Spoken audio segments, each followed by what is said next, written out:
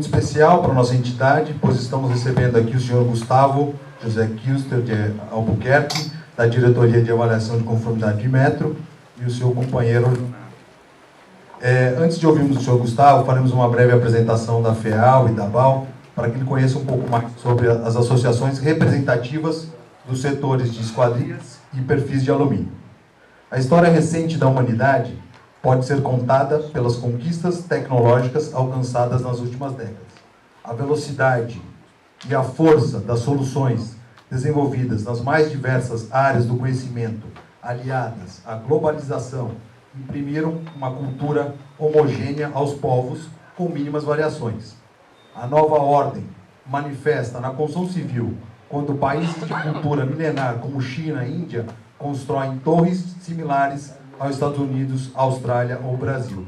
O que muda é a capacidade de investimento de cada país e de seus incorporadores, manifestada no uso de sistemas construtivos e tecnologias que resultam em especificações de maior qualidade.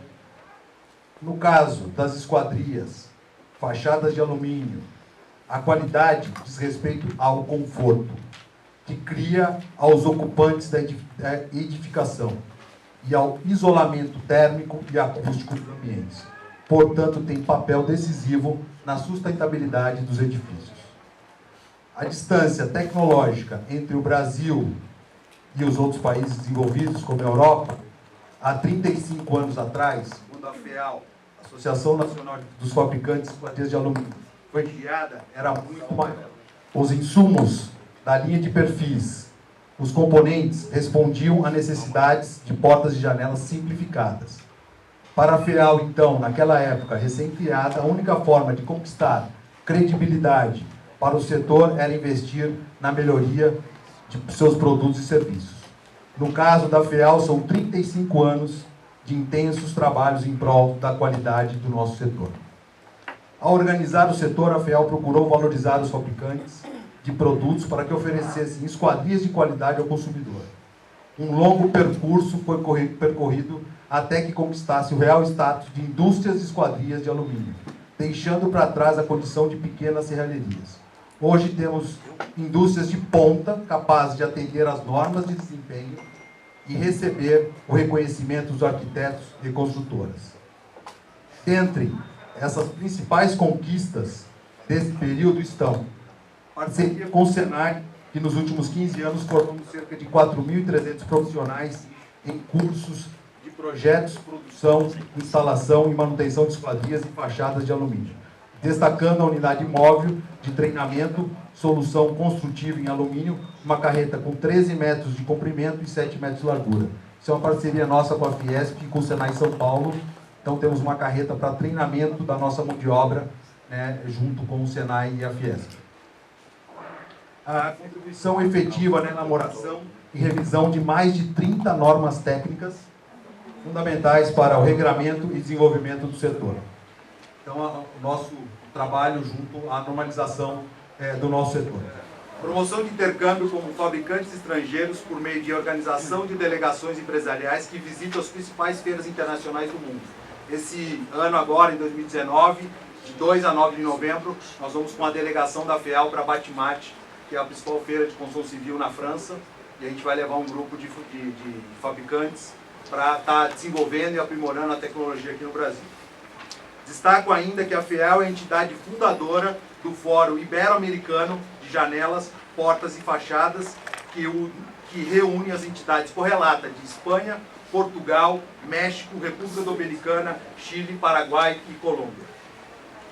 A parceria com a César Tavares Comunicação, promotor da FESPA. Temos uma feira que é a Feira Internacional da Indústria de Esquadrias, que ocorre a cada 2 anos.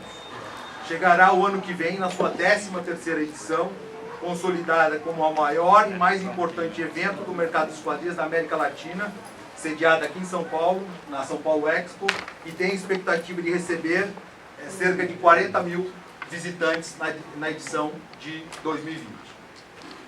Elaboração de manuais técnicos, como manual de modulação de vãos, manual de uso e conservação das esquadrias, que é muito importante, como fazer a manutenção para que essa esquadria tenha a vida útil correta ou adequada, e manuais destinados a Construtoras e Revendas, que é o manual Compre Certo, mostrando como comprar uma esquadria adequada dentro do manual. A consolidação da FEAL como entidade representativa do setor de esquadrias de alumínio, com atuação em conjunto com as mais importantes entidades setoriais brasileiras como Abramate, Anamarco, Asbeias, Secov, Sinduscons, Abdemes, ABNT, Abvidro, Semic, Proacústica, entre outros. Esse protagonismo permitiu que a FEAL ocupasse assentos no Conselho Superior da Construção e no Departamento de Construção da Fiesp. O reconhecimento do governo federal para que a FEAL e a ABAL, em ação delegada do governo, implementasse e coordenasse o Programa Setorial de Qualidade de Portas e Janelas de Correia de Alumínio. O programa que segue o regimento do Sistema de Qualificação de Materiais e Componentes e Sistemas Construtivos, SIMAC, do Programa Brasileiro de Qualidade e Produtividade do Habitat, o PBQPH, de modo a garantir que as portas e janelas do correio de alumínio colocadas à disposição dos consumidores tenham desempenho, durabilidade satisfatórias e atendam à normatização pertinente. A união entre a FEAL e a ABAL, Associação Brasileira do Alumínio, fortaleceu a organização setorial, através do envolvimento da cadeia produtiva em torno de um pacto pela evolução do patamar das esquadrias de alumínio e possibilitou a homologação dos primeiros sistemas de esquadrias e a publicação das fichas de avaliação de desempenho no âmbito do Ministério das Cidades, atualmente Ministério de Desenvolvimento Regional. Atuação no combate à não conformidade através de acompanhamento de produtos no mercado e ações judiciais do Ministério Público contra fabricantes de esquadrias de alumínio que fabricam e comercializam seus produtos fora de norma. Em defesa ao consumidor foram assinados 11 TACs, termos de ajustamento de condutas, e 3 ações civil públicas com 2 condenações. A participação efetiva no estudo do impacto regulatório promovido pelo Inmetro, a FEAL e a ABAL participaram ativamente de todo o processo inicial de análise, contribuindo com informações para o desenvolvimento do trabalho e marcou presença em todas as reuniões. A FEAL e a ABAL, como entidades mantenedoras do PSQ, formalizaram apoio na fiscalização técnica do Inmetro, com o apoio da EGT Teses, entidade acreditada pelo Inmetro, de forma a potencializar o esforço setorial para que empresas que forneçam produtos que não atendam às necessidades dos usuários e promover a competitividade isonômica com redução de não conformidades de esquadrias com regulamentos e normas brasileiras. Representação em nível nacional do setor de esquadrias de alumínio. Atualmente conta com 8 núcleos regionais, nós temos em alguns 8 estados núcleos regionais. Hoje contamos com 186 associados em 17 estados brasileiros, incluindo o Distrito Federal. Por fim, a qualidade é o único vetor para a organização setorial. Por isso, a FEAL e a ABAL se comprometem com o governo federal e investem no Programa Setorial de Qualidade, seja na qualificação das empresas, na homologação dos sistemas, esquadrias e no combate à não conformidade. Inclusive, informamos que no próximo relatório setorial do PSQ serão divulgadas as primeiras empresas que apresentam não conformidade de sistemas. Prezado Gustavo, entendemos que as ações a serem desenvolvidas pelo Inmetro poderão estar alinhadas com aquelas já implementadas pelo Ministério Regional de Desenvolvimento no âmbito do PBQPH. Não temos dúvidas que a cooperação entre o Inmetro e o PBQPH reforçará o combate à não conformidade e possibilitará a aplicação de sanções às empresas que adotam a prática de produzir, comercializar e importar sistematicamente produtos que não atendem às normas técnicas. A FEAL e a ABAL ratificam o compromisso de apoio ao Inmetro no sentido de colaborar no monitoramento de mercado de esquadrias através do Programa Setorial de Qualidade para a melhoria da qualidade das esquadrias e, consequentemente, garantir ao consumidor produtos com desempenho às normas técnicas. Muito obrigado e uma boa reunião a todos. Eu gostaria de agradecer à FEAL, que nos possibilitou estar aqui, especialmente o Inmetro. O Inmetro, nós sempre tivemos as portas abertas com o Inmetro, então esse é um reconhecimento da disponibilidade que vocês sempre tiveram com a indústria. Eu sou presidente executivo da BAL. A BAL, ela congrega toda a cadeia produtiva do alumínio, desde a mineração da bauxita até a produção de semi-manufaturados e produtos do alumínio. E, especialmente, aqui nessa casa, nós representamos a parte de extrusão, né, do alumínio, componente básico das portas e janelas. Justamente por ter toda a cadeia do alumínio, a BAL 100% da produção de alumínio primário e 95% da produção de alumínio secundário, o alumínio que é reciclado, a gente participa de vários setores, né? Participamos do setor de embalagens, participamos do setor automotivo, participamos do setor construção civil, distribuição e geração de energia, só para ficar nos 4 principais. Em todas essas questões, em todos esses setores, existem questões fundamentais de competitividade. Para mim é claro que competitividade no Brasil está relacionada com a questão de qualidade, investimento, inovação e sustentabilidade. E é por acreditar nessas 3 coisas que nós entramos como associados à FEAL, né, no programa do PSQ. A gente acredita que o PSQ seja uma ferramenta importante nesse sentido, no sentido de melhorar a qualidade, no sentido de buscar competitividade com uma transparência, com melhor comunicação com o mercado. Então, é por isso que nós estamos aqui desde o início dessa reformulação do PSQ. A gente acredita muito nesse projeto. Nós estamos trabalhando junto com a FEAL. E em relação ao ambiente regulatório, que no caso nós viemos aqui justamente para escutar o Inmetro, eu percebo que o Inmetro agora está se voltando um direcionamento de um ambiente regulatório muito mais moderno, que a gente possa conversar melhor com outros países e que a gente possa, no fundo, ao fim e ao cabo, a gente ter um mercado de esquadrias e janelas de alumínio, que é fundamental para os produtores de alumínio, um mercado muito mais isonômico, um mercado muito mais transparente, um mercado com muito mais qualidade. Então, eu agradeço a todos vocês e passo a palavra, eu acho que, para o Inmetro, que é o objetivo que todos nós estamos aqui. Boa tarde a todos. Meu nome é Gustavo Custer, eu sou servidor público federal do Inmetro, onde eu trabalho desde 1996, sempre na área de regulamentação e de avaliação da conformidade.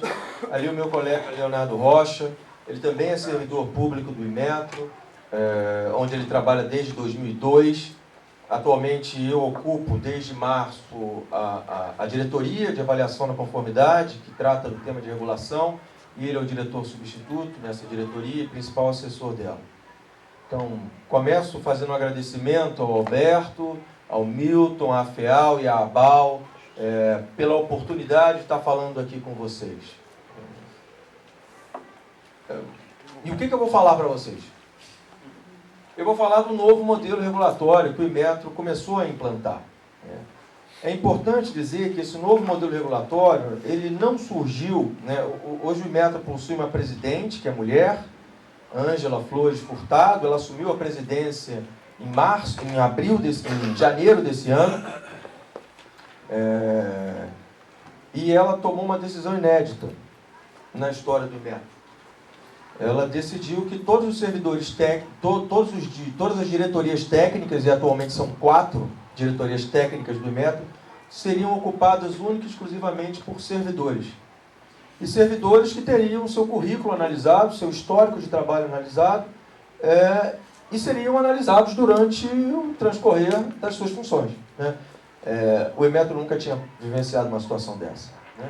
É uma mulher que tem uma cabeça de setor privado, sempre trabalhou no mundo privado, e a gente está vivendo no Inmetro um momento muito bacana, né, de um choque de gestão, onde a questão técnica é valorizada em detrimento de outros interesses, né? Então isso é um momento muito positivo. Então o que eu estou falando aqui com vocês é fruto desse trabalho, né? É fruto dessa mudança pela qual o Inmetro vem passando.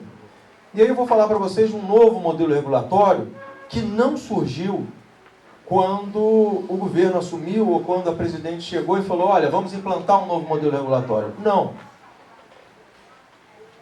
Eu e outros servidores do Inmetro, ao longo dos últimos tempos, começamos a observar o modelo regulatório que nós implantamos no Brasil, no escopo regulatório do Inmetro.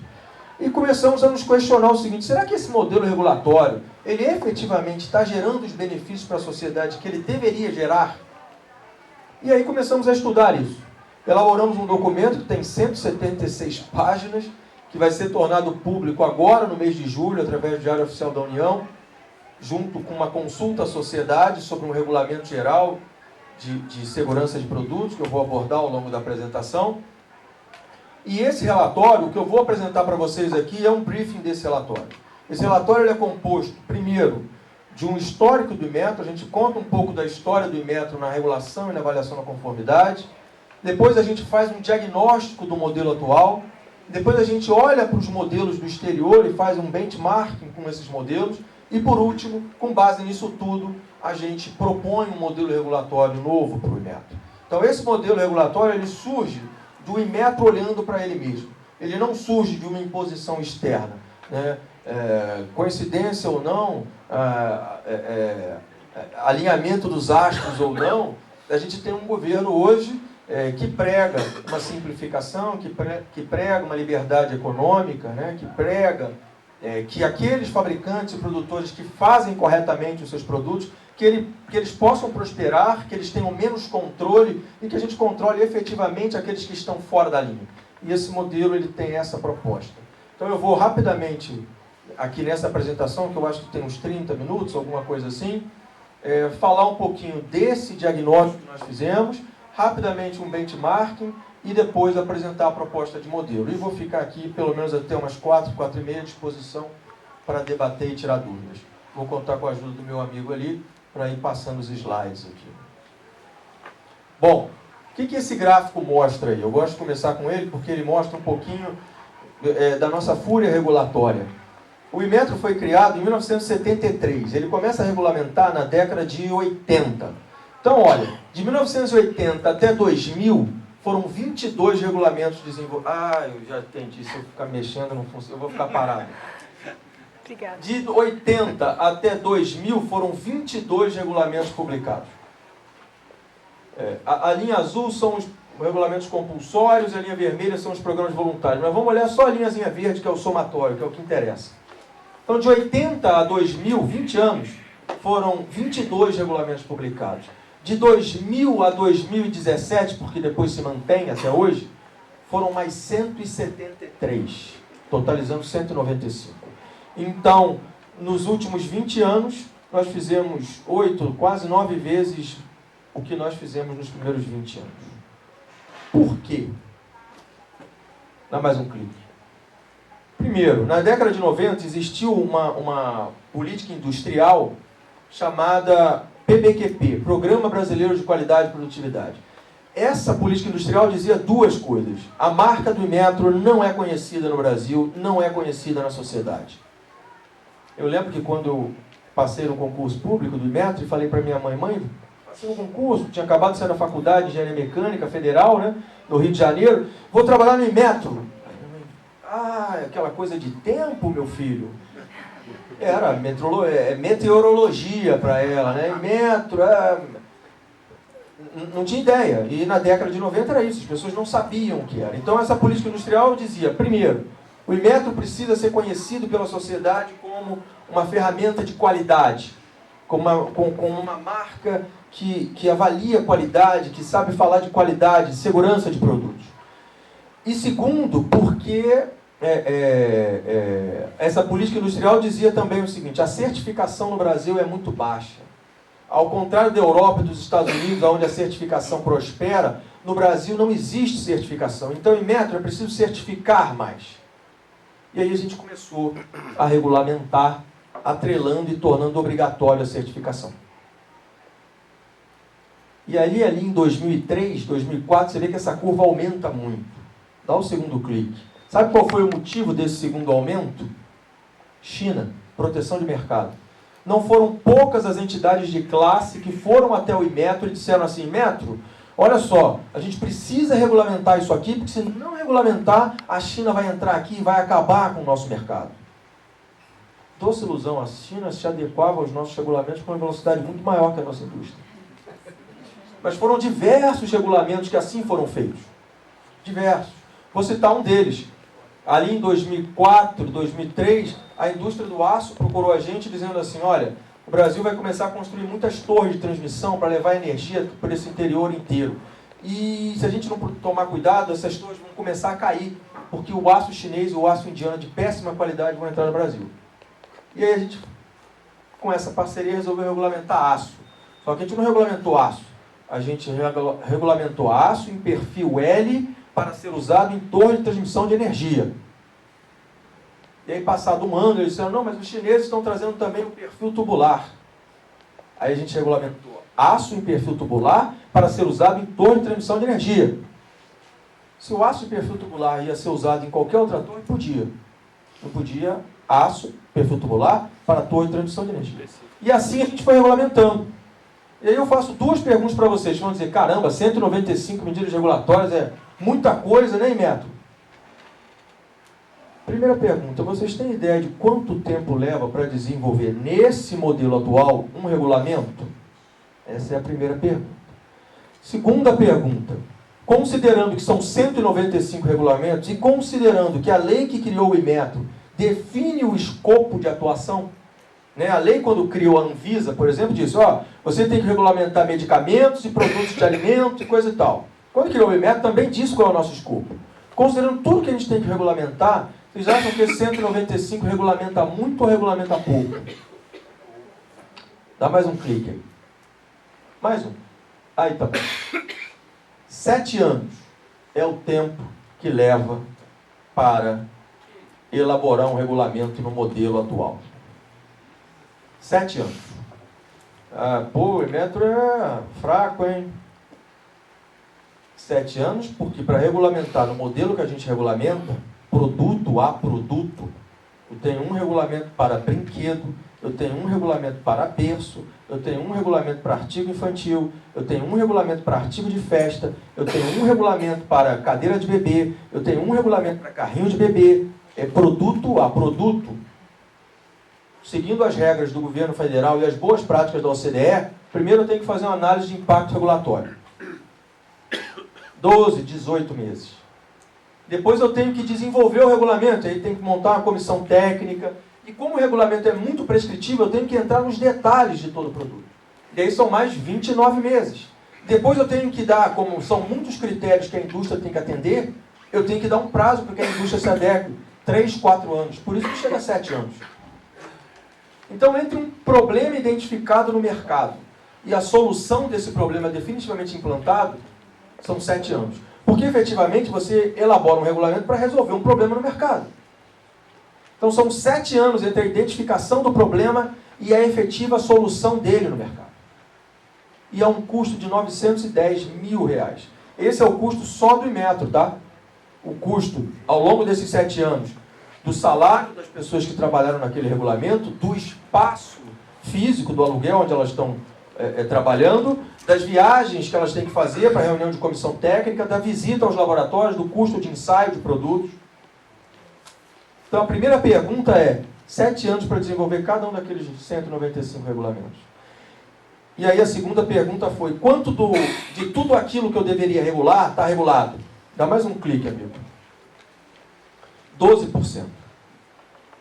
Ou seja, de cada 10 itens sobre responsabilidade do Inmetro, 1 está regulado, 9 não estão regulados. Esquadria não está regulado. Se a gente olhar nessa sala aqui, provavelmente, tirando os celulares de vocês, eu vou arriscar dizer que tudo está sob regulamentação do Inmetro. Mas pouquíssimos itens estão efetivamente regulados. Esse carpete aqui está, essa mesa aqui está, a roupa de vocês está. Mas pouquíssimos itens aqui estão regulados. A tinta está. Será que tem chumbo nessa tinta? Pouquíssimos itens estão. Por quê? Porque o modelo regulatório atual demanda 7 anos para desenvolver cada regulamento. Sem falar a quantidade de páginas que o regulamento tem, porque ele é tremendamente prescritivo. E aí esse regulamento, ele gera, esse tipo de regulamentação gera um efeito colateral. Dá mais um clique. Vocês não vão conseguir... pena. Realmente ficou muito fraco aí. Mas esses slides estão na máquina aqui, depois pode ser compartilhado com todos. O que eu quero mostrar nesse slide aí é que aquelas barrinhas coloridas ali significam regulamentos novos ou regulamentos em vigor que são revistos. Você vê que ao longo do tempo ele está diminuindo, né? E ao longo do tempo vai crescendo aquela linhazinha verde ali. Uma média de 31 por ano. Sabe o que é aquilo? Portaria complementar. O regulamento é tão longo, tão prescritivo, que eu preciso ficar fazendo portaria complementar para incluir novos itens, novos produtos, para incluir novas normas, para incluir novos ensaios, para dar mais prazo. A gente chegou a publicar 50 portarias complementares, 51 nos últimos 2 anos. Porque é um sistema muito prescritivo.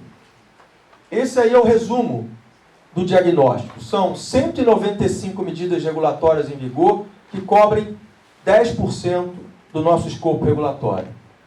Essas 195 medidas regulatórias se traduzem em 612 atos normativos ou portarias. Então, uma medida regulatória para um produto, em média, são 3 portarias. Então, um fabricante de brinquedo, por exemplo, que é regulado, ele provavelmente deve ter que estar atendendo 3 portarias do metro, pelo menos.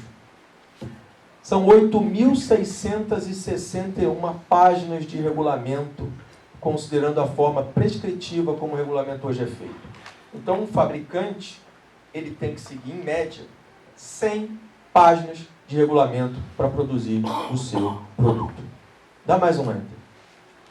50 portarias complementares por ano, 910 mil para desenvolver cada medida regulatória, 260 mil anuências por ano. Anuência é o controle de importação, que é feito 1 a 1. 57 mil processos de registro. O registro é a autorização que eu dou para comercializar o produto regulamentado. 7 anos para implantar uma nova medida. Não, volta. Provavelmente vocês vão dizer, pelo amor de Deus, não regulamenta esquadria. Não faz isso com a gente, por favor. Você vai matar a gente com esse grau de controle. Só para vocês terem uma ideia de alguns dados que, quando a gente assumiu a diretoria, começou a levantar. 260 mil anuências ano, ok? Pneu e roda representam 40 mil dessas. As 40 mil foram analisadas uma a uma. Sabe qual é o percentual de erro, de problema que tinha nessas anuências, nesse controle de importação? 0,2%. Ou seja, de 40 mil, 80 tinham efetivamente problema. Dessas 80, 40 eram problema de documentação e 40 efetivamente eram problemas. Ou seja, 0,1%. Então, eu analisei e atrasei o processo de importação de 39.960 empresas para pegar problema em 40. Percebe que o sistema ele não é eficiente? São 195 medidas regulatórias, né? Conta comigo. Brinquedo, cadeira, brinquedo, artigo de festa, artigo escolar, cadeira alta, carrinho de bebê, berço, andador, chupeta, mamadeira, bicicleta infantil. Está faltando um. Dispositivo de retenção infantil. Aquela cadeirinha que bota no carro. 11. Eu tenho 11 medidas regulatórias para produto infantil, correto? Na coisa de 2 meses atrás, aconteceu um recall de uma cadeira de balanço. Algumas pessoas viram. Essa cadeira de balanço para bebê causou acidente na Europa, nos Estados Unidos, e ela estava também no Brasil. Como a Europa e os Estados Unidos regulamentam de uma forma diferente da nossa forma atual, eles imediatamente convocaram o fabricante a se apresentar lá, fizeram uma análise de risco do produto, constataram o problema, multaram o fabricante e retiraram o produto do mercado. Como nós não regulamentamos esse produto, apesar de ter 11 regulamentos para produto infantil, eu convidei o fabricante para uma reunião, ele gentilmente aceitou o convite, e porque o produto não tinha muita força no Brasil, ele gentilmente decidiu fazer um recall. Porque como eu não regulamento, eu não podia obrigar a fazer nada disso. Então, a gente vai dizer, poxa, mas então eu regulamento mais ou eu regulamento menos? Esse sistema é bom ou esse sistema é ruim? Dá mais um enter aí. Mais um. Esses são os principais problemas que nós temos hoje. Uma quantidade imensa de produtos fora do escopo, uma quantidade imensa de regulamentos publicados que precisam ser revistos, uma forma de regulamentar que impede a inovação e a competitividade. Eu vou dar um exemplo aqui para vocês. Uma empresa pequena, pouco conhecida, daqui a pouco eu lembro o nome dela, procurou o Inmetro porque nós regulamentamos sistema de conversão veicular, de gás natural veicular, sabe aquele GNV? Pois é, aquele kit que você instala no seu carro, ele é certificado. Aquilo é uma questão de segurança. E aí, uma figura lá é um tubo.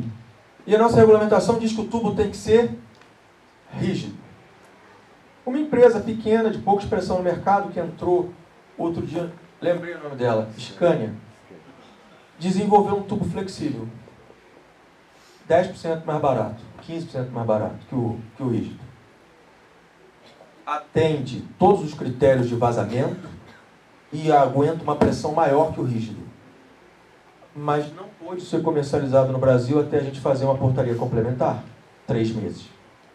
Então, o nosso modelo regulatório, ele impede a inovação, impede a competitividade, gera uma burocracia imensa de anuência e de registro, quando às vezes não é necessário. Às vezes é, mas muitas das vezes não é necessário. Dá mais um exemplo. Sem falar das novas solicitações de regulamentação que estão pendentes. Ainda tem gente que com essa carga pede, não, regulamenta a gente. Dá mais um enter. Nosso entendimento é que o modelo regulatório atual, ele tem uma baixa performance, ele gera efeitos adversos à economia, ele está desalinhado com as melhores práticas internacionais e ele está desalinhado com as políticas de governo. O modelo regulatório atual é um modelo que engessa e prende e amarra aqueles que estão fazendo corretamente, na pretensão de que assim está proibindo o errado. Então é um modelo regulatório, e essa conclusão que a gente chegou, que ele não dá a devida liberdade econômica para quem quer fazer e quem quer produzir corretamente. Na pretensão de controlar o que faz errado, controla todos que fazem bem. O exemplo da anuência, para pegar 40, eu paro 39.960. Dá mais um enter, por favor. E aí eu pergunto para vocês, bom, Gustavo, você falou que 10% do escopo é regulado. E se 100% fosse regulado? Nesse modelo vocês vão dizer, pelo amor de Deus, não faça isso. Desiste. Alberto, Milton, manda o Gustavo embora, vamos cancelar essa reunião aqui, não precisa mais nada não. Só que a gente está pensando num modelo regulatório... Peraí. Não, pode deixar isso aí. A gente está pensando num modelo regulatório como preconiza a OCDE. E a OCDE fala que o modelo regulatório ele tem que ter cinco características. Qual é a primeira característica? Ele tem que ter capacidade de resposta. Ou seja, entre a identificação de um problema no mercado e o tratamento desse problema, o tempo tem que ser o menor possível. O modelo que a gente tem hoje não é. São 7 anos no mínimo. Dá mais um enter. Ele fala que a segunda característica é que o modelo regulatório tem que estar orientado para resultado. O que é isso? O modelo regulatório ele tem que ser construído, ele tem que ser feito para resolver problemas no mercado e não para implantar a certificação ou o registro ou anuência. A certificação, o registro e a anuência, quando necessário, eles são um meio para atingir o objetivo. Mas o objetivo tem que ser um produto mais seguro, um produto com melhor desempenho, e não o contrário. Ele tem que ser construído em cima de parcerias.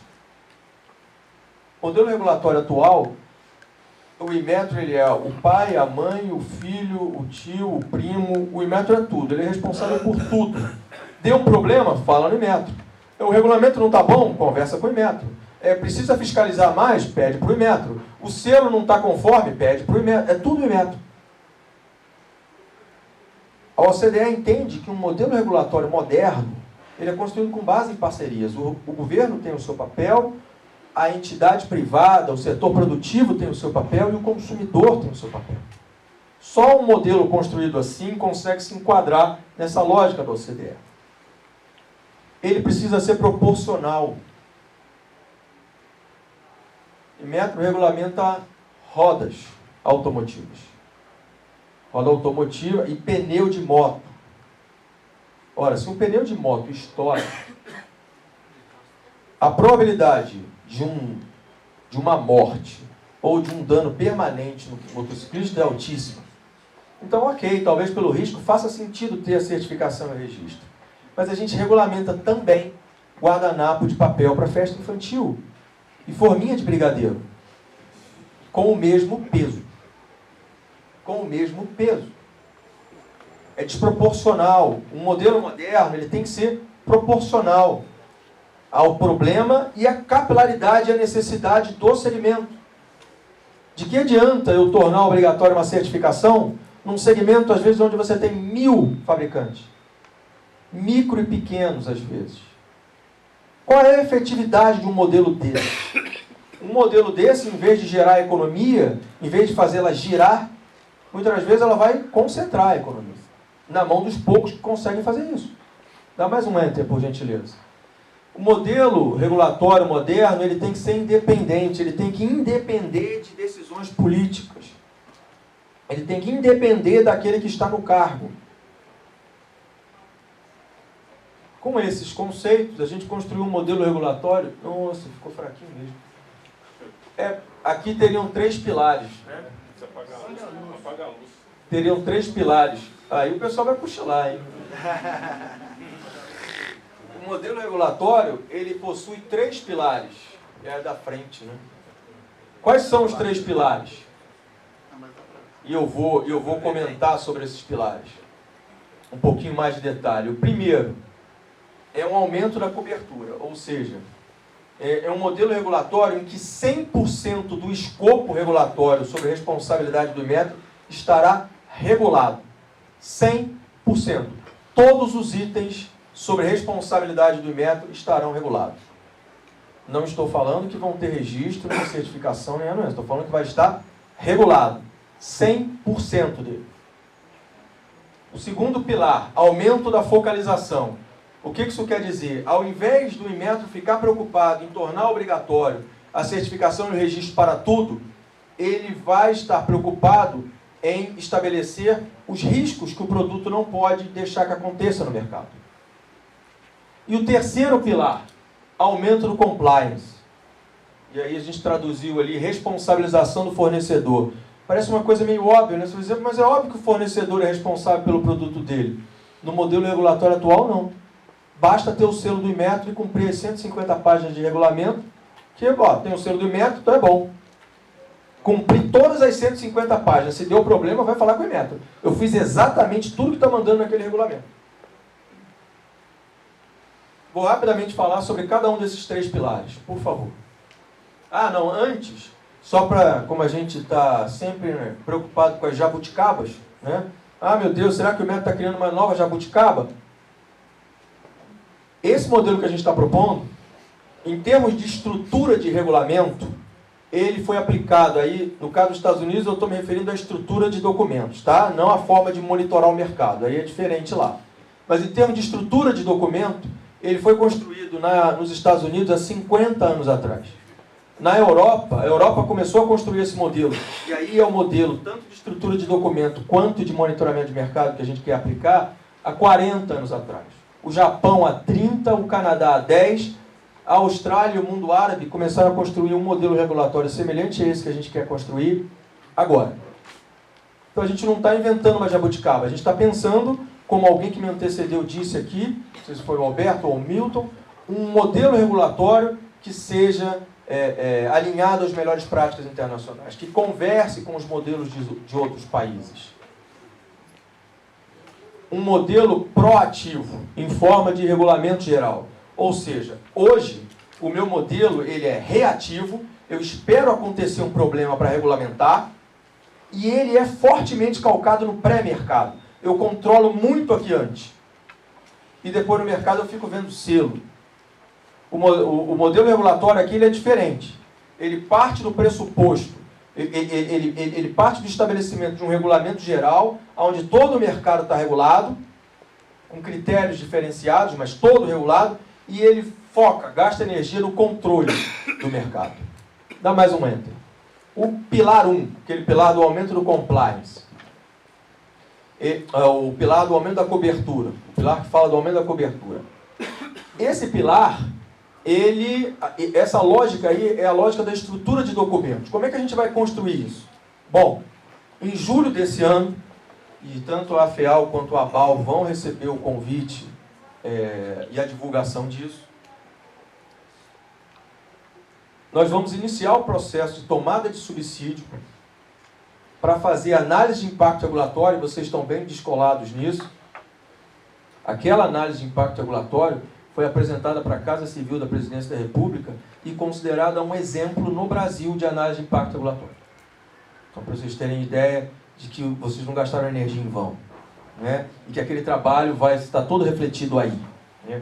Mas a própria Casa Civil da Presidência da República e os outros entes reguladores do Brasil viram o Jaimson, que foi hoje em dia o nosso gerente de qualidade regulatória, tem sido demandado para fazer palestra nas agências reguladoras sobre aquela análise de impacto regulatório, que é modelo. Os outros entes reguladores estão falando assim, Metro, ensina a gente a fazer aquilo. Mas em julho agora a gente começa uma tomada de subsídios para fazer uma análise de impacto regulatório do regulamento geral. O que esse regulamento geral diz? Basicamente ele diz assim, artigo 1º, todo produto colocado no mercado brasileiro sob escopo regulatório do Metro tem que ser seguro. Não pode oferecer risco ao cidadão, não pode promover prática desleal de comércio. Artigo 2º, é responsabilidade do fabricante, fornecedor, fazer uma análise de risco de todos os seus produtos e tomar ação para mitigá-los. Parágrafo 1º do artigo 2º. O anexo a esse regulamento apresenta um modelo de como fazer a análise de risco, mas o fabricante é livre para escolher o modelo que ele assim quiser. Artigo 3º. Cabe ao Inmetro regulamentador monitorar a qualidade do produto no mercado. Simples dessa forma. Provavelmente vai ter mais um outro aí artigo, por conta dos advogados, que vão botar os critérios jurídicos. Mas, no grosso modo, o regulamento geral ele diz isso. Que é assim que está escrito o regulamento americano, o europeu. E quando a gente fala de Europa, não fica imaginando só a Alemanha, Inglaterra. Não, não. Vamos imaginar todos os outros países. São quantos na comunidade europeia hoje? 30, 20 e tantos? Todos eles, todos do leste europeu, todos eles lá. Então, com esse... Não, volta. Com esse regulamento aí, todo o mercado já está regulado. E hoje, se eu tivesse um regulamento desse, aquela cadeirinha de balanço eu conseguiria convocar, intimar o fabricante para estar presente no Metro, fazer uma análise de risco, se o risco fosse comprovado, multá-lo e mandar recolher todo o produto do mercado. Na hora, não precisaria de gentilezas nem de 7 anos para regulamentar o produto. Assim como uma esquadria. Assim como uma esquadria. Poderia agora já. Não precisaria da certificação, vocês não precisariam gastar dinheiro com registro, vocês não precisariam gastar dinheiro com anuência. Esse seria um regulamento geral de primeiro nível. Logo em seguida, e essa discussão do segundo nível vai iniciar no primeiro bimestre do ano que vem, e obviamente vocês estarão participando dela. Não, volta, o segundo nível é ali, ó. Tá vendo? Nível 1, nível 2. No segundo nível, entram os regulamentos transversais. O que são os regulamentos transversais? 2 grupos de regulamento. Regulamento por categoria de risco. Então, por exemplo, produtos sobre escopo regulatório, risco químico dos produtos sobre escopo regulatório do Metro. Todo produto sobre escopo regulatório do Metro não pode oferecer nenhum desses riscos químicos. E aí eu vou estar falando da tinta, por exemplo, independente de onde ela for aplicada. Eu vou estar falando de um risco de inflamabilidade, independente de onde ele estiver. Porque aí é um regulamento que vai tratar tipo de risco. E aí depois, o segundo grupo, ainda no nível 2, é o regulamento transversal por categoria de produto. Eu citei para vocês aqui 11 exemplos de regulamento de brinquedo, de produto infantil, não é isso?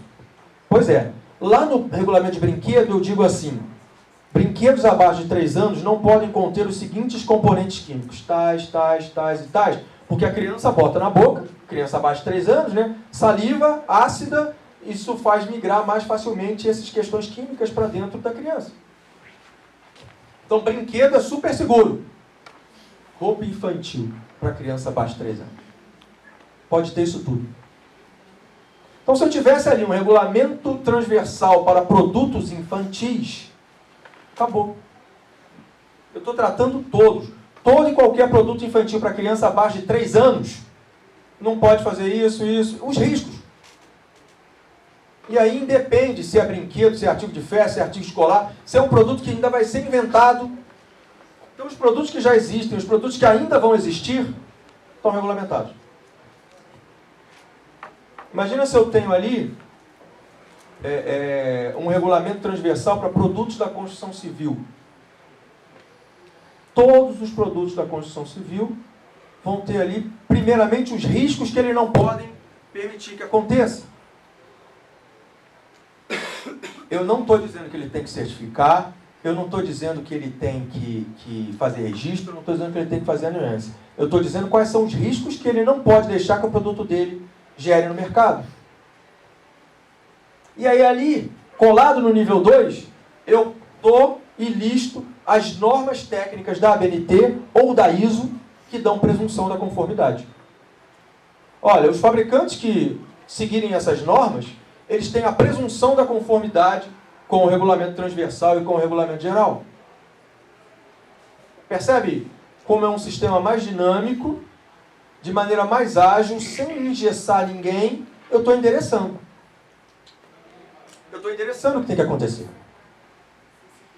E aí, no nível 3, quando necessário, eu tenho regulamentos específicos.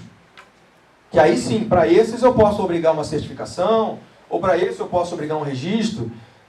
De repente, quando a gente fala de brinquedo, muito provavelmente brinquedo terá algum grau de certificação.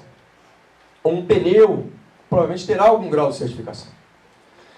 Mas papel, guardanapo para festa infantil, não terá. Forminha de alumínio para brigadeiro, não terá. Forminha de alumínio para mim, não terá. Porque não faz sentido. O segundo pilar, ele fala, e esse aqui é o grande tendão de Aquiles desse projeto todo, e aí a parceria da AFEAL e da ABAL é estratégica aí na fala, tanto do Alberto quanto do Milton, eles já entenderam isso e aqui declararam o seu apoio, e a gente fica muito contente com isso, é a grande questão. Porque você vai dizer assim, legal, Gustavo, sensacional, muito bacana, mas aí como é que você vai monitorar esse mercado inteiro? Se você regulamentando 10% já é difícil, imagina regulamentando 100%. Lembra naquelas fotinhos das engrenagens, das 5 engrenagens da OCDE? Pois é, ali tinha uma delas que eu ressaltei, que era a que falava da parceria. No modelo regulatório atual, cabe ao Inmetro fazer tudo. Nesse modelo regulatório, cada um no seu quadrado.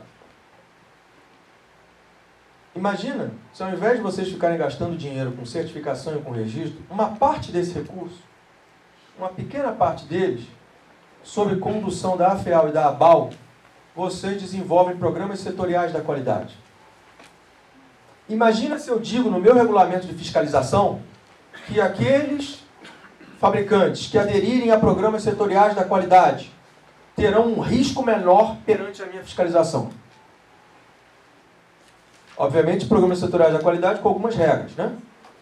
Imagina se a entidade de classe entende o benefício disso, entende a liberdade que ela tem e, em parceria com o Inmetro, conduz ensaio nos produtos no mercado. Porque eu hoje, se for no mercado de esquadrias, por exemplo, eu não tenho a menor noção, ao olhar uma esquadria, onde é que está o problema, onde é que não está o problema. Mas eu tenho certeza que vocês têm. Eu tenho certeza que vocês sabem olhar uma esquadria e dizer, opa, isso aqui... Sabem, às vezes, olhando o preço do produto, eu sabe, isto aqui não tem alumínio nem aqui nem na China. Ou isto aqui não tem esse desempenho que tem que ter, nem que queira.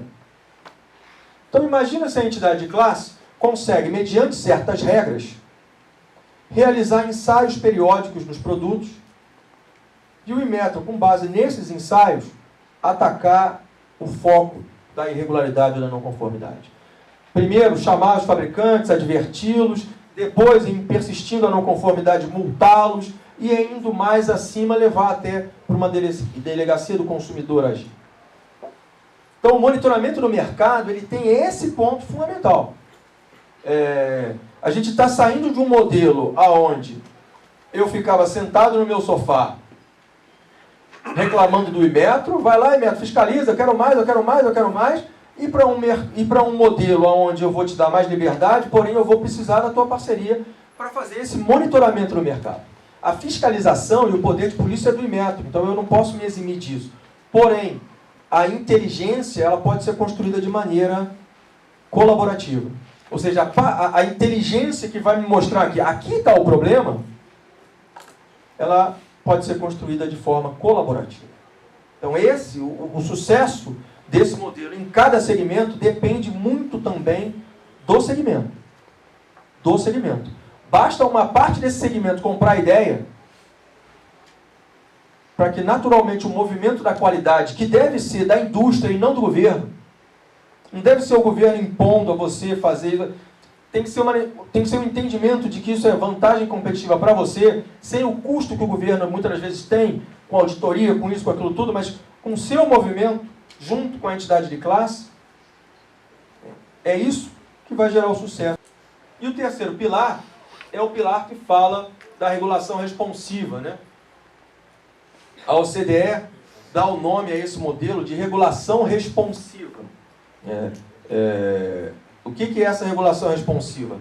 Ela sugere que, em vez de você começar já penalizando, você comece com ações mais básicas.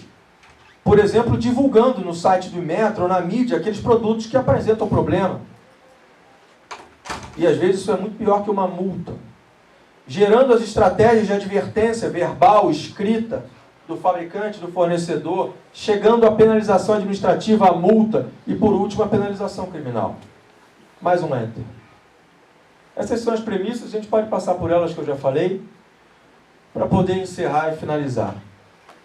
É importante chamar a atenção de vocês que essa proposta que está aprovada no âmbito do Ministério da Economia, ela é o edifício em pé. As principais paredes estão lá.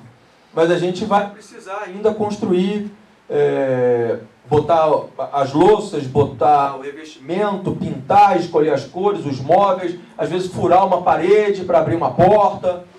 E isso a gente vai fazer junto. A lógica do modelo é essa. Mas a gente vai construir todos esses documentos desse modelo juntos. Não é mais um enter, é o último, acredito. E quais são os prazos para esse projeto? A gente tem dois grandes prazos. O primeiro é dezembro de 2019. Vocês não são afetados pelo registro e pela anuência, né?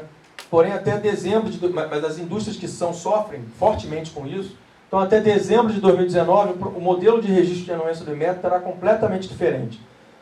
Em julho desse ano a gente coloca em consulta pública uma nova portaria para um modelo de registro mais dinâmico e mais inteligente. Em julho desse ano também, a gente inicia o processo que eu comentei mais à frente, que eu comentei anteriormente, que é o tomada de subsídios para construir o regulamento geral. Isso vai acontecer em julho desse ano. E aí é fundamental que a AFEAL, que a ABAL e que vocês também, como fabricantes, participem, respondam o questionário. São 7 questões que a gente vai colocar lá e que a gente precisa da resposta de vocês, porque com base nessa resposta a gente vai montar uma comissão técnica que vai nos assessorar na elaboração da análise de impacto regulatório. Porque a nossa intenção é que até o final do primeiro semestre do ano que vem, esse regulamento geral esteja publicado. A partir do primeiro trimestre do ano que vem, aqueles diversos regulamentos transversais, a gente vai iniciar a elaboração daqueles diversos regulamentos transversais. E isso vai acontecer no primeiro trimestre do ano que vem. Certamente a gente vai ter um de construção civil e poderão ter muitos outros. E aí vocês vão ser convidados novamente a participar. Seja na elaboração da análise de impacto regulatório, seja no desenvolvimento do regulamento. Porque a intenção é, primeiro semestre do ano que vem, temos o regulamento geral, início de 2021, primeiro trimestre, primeiro semestre, todos os regulamentos transversais publicados, para que em dezembro de 2021 a gente tenha esse modelo rodando. O desafio não é pequeno, mas se ele fosse pequeno não iam precisar da gente. E aí eu conto muito com a parceria de todos vocês. Agradeço a atenção mais uma vez e fico aqui à disposição para perguntas.